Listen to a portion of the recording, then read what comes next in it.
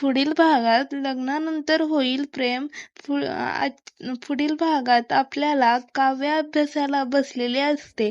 पार्थ तिच्याकडे तर पाहतच राहतो. पार्थ म्हणतो, सो क्यूट. काव्या तर पार्थकडे बघणारच. तेवढ्यात पार्थ विषय बदलतो आणि म्हणतो, तुम्ही अभ्यासाला लागला हे पाहून खूप छान वाटलं. काव्या म्हणते, काय छान वाटलं तुम्हाला यात? पार्थ म्हणतो, आज ना तुमचं पुस्तक सरळ आहे हे पाहून खूप छान वाटलं. आता काव्या खूप इमोशनल होऊन म्हणते की मी ना आता सरळ वाटेने जायचे ठरवले आहे, ते सुद्धा मागचं सगळं पुसून.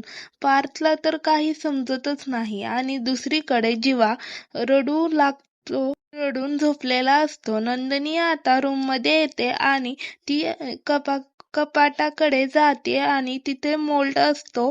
तो त्याच्याकडे तिचा धक्का लागून तो खाली पडतो आणि फुटतो. त्याच आवाजाने जीवा उठतो आणि नंदिनीकडे जातो. मग नंदिनी म्हणते, थांबा मी उचलते. नंदिनीला जीवा म्हणतो, जीवावर भडकतो. नंदिनीवर जीवा भडकतो आणि म्हणतो की ही आमची शेवटची आठवण होती.